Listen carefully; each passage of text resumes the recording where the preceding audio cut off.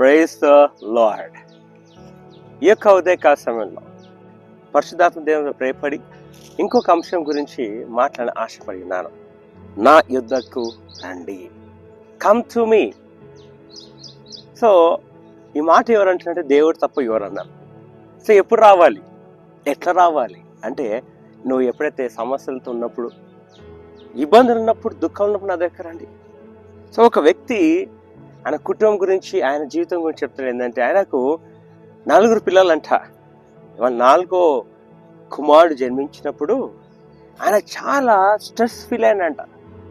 ఏం ఒత్తిడులు, ఏం స్ట్రెస్ అంటే, బిల్స్ ఎట్లా కట్టాలి, హాస్పిటల్ బిల్ ఎట్లా కట్టాలి, చాలా టైట్ అయిందంట.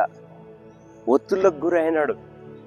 డాక్టర్స్ని కలిస్తే, ఫస్ట్ నువ్వు అన్నం తిను, టైంకి మంచి నిద్రపో, ఈ స్ట్రెస్ ఒత్తిడిని రిలీజ్ అవుతాయి, టైం మంచిగా నువ్వు విశ్రాంతం తీసుకో, దాని గురించి నువ్వు ఆలోచించకు, నువ్వు ఎక్కువ స్ట్రెస్ అవుతున్నావు అని చెప్పి చాలా మంది చెప్పినారట ఆయనకు. ఆయన ఏం తెలుసుకునంటే, ఓన్లీ ప్రార్థన ద్వారా నా దేవుడే నాకు విశ్రాంతిని, శాంతి, సమాధానం అనుగ్రహిస్తాడు.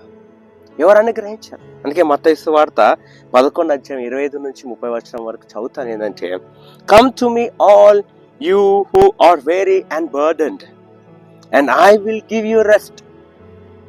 సో నా యొద్దకు రండి, మీరందరూ కష్టంలో, ఇబ్బందుల్లో, బాధలో, దుఃఖంలో, సమస్యలతో నిండిపోయిన వాళ్ళు రండి, నా దగ్గర రండి, నేను మీకు శాంతి, సమాధానం, విశ్రాంతిని ఇస్తాను. నాలో నీ సమస్యలను నేను ఒత్తులు తీసేస్తాను. ఆ బర్డన్స్ ద్వారా, ఆ ఒత్తుల ద్వారా నువ్వు కృంగిపోయినవేమో, నిన్ను లేవెత్తుతాను. నిజంగా మనం కృంగిపోయినప్పుడు ఎవరు లేవెత్తుతారండి? ఏదైనా బరువు మోస్తుంటే ఇట్లా అవుతున్నప్పుడు ఏమన్నా సహాయం చేస్తే మనం లేవెత్తగలం. మళ్ళీ సహాయం చేయకపోతే మళ్ళీ సహాయం ఎవరు చేస్తుంటే దేవుడు చేస్తా అంటాడు.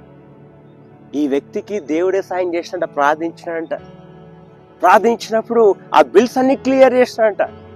మనుషులేమో నువ్వు రెస్ట్ తీసుకోయా, మంచి టైంకి అన్నం తిని అది అంటే, నిజమైన విశ్రాంతి, రెస్ట్, నెమ్మది ఎవరిచ్చినట్టే దేవుడే. సో కాబట్టి ఈరోజు నువ్వు సమస్యలతో ఉన్నావా, ఒత్తిడిలతో ఉన్నావా, అనారోగ్యంతో బాధపడుతున్నావా, నువ్వు ఒక్కనివే నీకున్న సమస్యలు, అప్పుల బాధలతో దుఃఖిస్తున్నావా నీ హృదయంలో, దేవుని దగ్గర రండి. Come to God. ఆయన నీ యొక్క సమస్యలను తీర్చుతాడు, నీకు మంచి విశ్రాంతిని ఇస్తాడు, నెమ్మదిని ఇస్తాడు. సో ప్రేమ దేవుని సంగమ్మ, అక్కడిక్కడ వెళ్ళకుండా, అక్కడిక్కడ ఉరకకుండా దేవుని సన్నిధికి నువ్వు ఇంట్లో ఉన్న దగ్గర, ఇంట్లోనే నీ మోకాలు ఉండి దేవునికి మొరపెట్టండి, దేవునికి అప్పగించండి, దేవుడు తీరుస్తాడు. సో ఈ కొద్ది మాటలు దేవుడు మిమ్మల్ని, మీ కుటుంబాలను, మీ పనులను, మీ ప్రయాణాలు, బిజినెస్ని, చదువును, పరీక్షలు అన్నీ కూడా దేవుడు దీవించి ఆశించి కాక. Have a blessed day. Jesus bless you. Amen.